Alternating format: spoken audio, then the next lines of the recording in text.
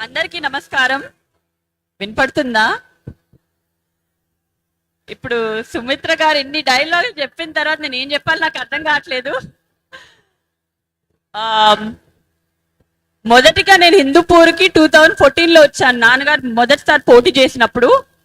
దాని తర్వాత మళ్ళీ 2019లో వద్దాం అనుకున్నాను, కానీ అప్పుడు భరత్ గారు మొదటిసారి పోటీ చేయడం వల్ల అప్పుడు రాలేకపోయాను.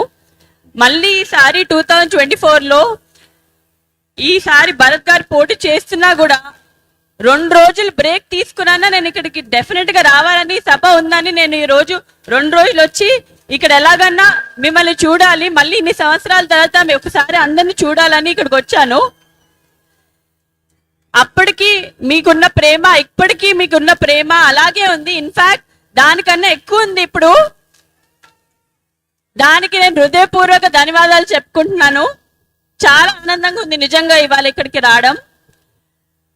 ఇప్పుడు మనందరికి తెలుసు మన ఎన్నికల సమయం వచ్చింది. ఎప్పుడండి ఎన్నికలు? మే 13. అందరు ఓటేస్తున్నారా? ఎవరికి ఓటేస్తున్నారు? ఇవాళ మీ అందరికి నేను చెప్పుకోవాల్సింది ఒకటే, మీరు ఓటేసేటప్పుడు గట్టిగా ఒకసారి ఆలోచించండి, ఎవరికి ఓటేయాలి.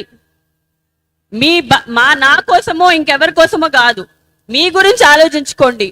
మీ భవిష్యత్తు కోసం ఓటేయండి, మీ అభివృద్ధి కోసం ఓటేయమని అడుగుతున్నాను అందరినీ. మీకు తెలిసిందే, టీడీపీ ఎప్పుడూ సంక్షేమ పథకం గురించి ఇంకా అభివృద్ధి గురించి ఆలోచించే పార్టీ. ఇప్పుడు సంక్షేమం ఒక్కటే లేకపోతే అభివృద్ధి ఒక్కటే చేస్తే మనకి ఎప్పుడు మనం జీవితంలో పైకి రాలేము. ఉట్టి సంక్షేమ పథకాలు ఉంటే మనం ఇవాళ బాగానే ఉంటాము, కానీ మన రేపు బాగుండాలంటే, ఒక కారు కొనాలంటే, ఒక ఇల్లు కట్టాలంటే అది సరిపోతుందా మీకు? అభివృద్ధి అనేది చాలా ఇంపార్టెంట్. మన సంక్షేమ పథకాలు ఇంకా అభివృద్ధి రెండు తేగలే మనిషి ఒక్కలే ఉన్నారు, అది మన నారా చంద్రబాబు నాయుడు గారు. ఆయనకి ఓటేసి మనం గెలిపించడం, సీఎం చేయడం మన బాధ్యత. అదే కాదు, హిందూపురానికి ఎమ్మెల్యేగా, ఇప్పుడు కరెంట్ ఎమ్మెల్యే, ఇంకా మళ్ళీ ఎమ్మెల్యే అభ్యర్థిగా పోటీ చేస్తున్న నందమూరి బాలకృష్ణ గారు నాన్నగారు, మీరు 2 సార్లు గెలిపించారు ఆల్రెడీ. ఆయన చేసిన ఇక్కడ చాలా కార్యక్రమాలు. మొదటిగా మనం మాట్లాడాలంటే నీటి సమస్య. మీ అందరికీ తెలిసిందే, నీటి సమస్య మొదటి ప్రయారిటీగా తీసుకున్నారు. అదే కాకుండా అన్న క్యాంటీన్ పెట్టారు. ఇక్కడ రోడ్లు కానివ్వండి, చాలా కార్యక్రమాలు చేశారు మీకోసం, ఇంకా చేస్తూనే ఉంటారు.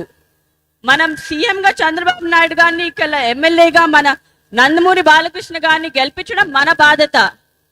మీరందరూ సైకిల్ గుర్తుకే ఓటేస్తారని నేను ఆశిస్తూ నేను సెలవు తీసుకుంటున్నాను. థ్యాంక్ యూ అండి.